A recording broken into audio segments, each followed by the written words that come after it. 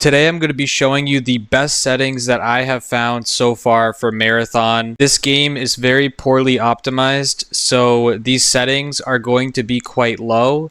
But what these settings will do is they will increase your visibility, allow you to see in game better. It'll make the game look cleaner, it'll make the game look sharper, and overall you'll have higher visibility with higher FPS, the best competitive settings for Marathon. So a lot of it is going to be set to all the way low, but there's a couple of specific things that I want to talk about here. So to start, window mode, you're going to want to set to full screen. Resolution, you're going to want to set to the native resolution of your monitor. VSync, you're going to want to turn off. This can cause input delay, so you want to make sure that you always turn off VSync. Frame rate cap enabled, you can turn this on. However, you're more than likely not going to reach a frame rate of like 240 or something like that. So leaving it off doesn't really matter. If you do turn on your frame rate cap, you're going to want to set it to the refresh rate of your monitor. So my refresh rate is 240, so I would set the frame rate cap to 240. Now, field of view, you're going to want to turn all the way up. This may decrease your FPS a little bit, but it will increase your visibility, which is more important. Down into the graphics quality, you're going to want to go to custom, and it's very important here.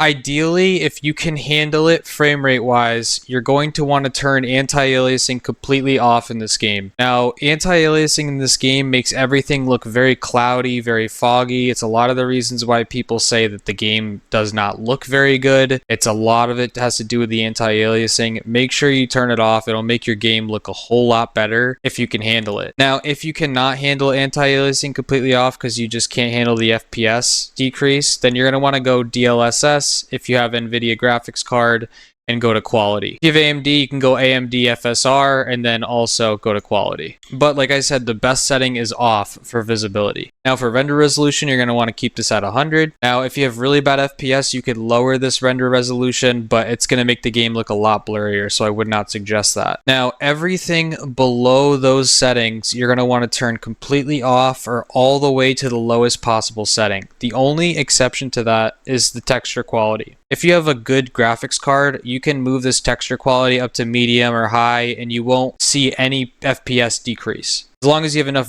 VRAM to support those settings. Otherwise, you just want to keep it on low. Now, there's only one setting here that can't be put all the way to low or off, which is light shafts. You'll set that to medium. Motion blur, you're going to turn off. Chromatic aberration, you're going to turn off. Nvidia reflex, if you have this available, you're going to want to turn this on plus boost. And then UI refresh rate, you can set to high. I haven't really fully tested this out yet, but I tested it out with FPS and it shows no decrease or increase. And guys, honestly, this is the best you're going to get. I know like people are going to say in the comments, oh, it's a settings video, you're just putting everything on low. Well, technically, we're not putting everything on low. You can move texture quality up to high or medium. And also, it's really important that you do not have anti-aliasing on for this. The other tip I can say is that a lot of you guys are coming from ARC Raiders, and many of you have gone to your Nvidia control panel and maxed out your digital vibrance.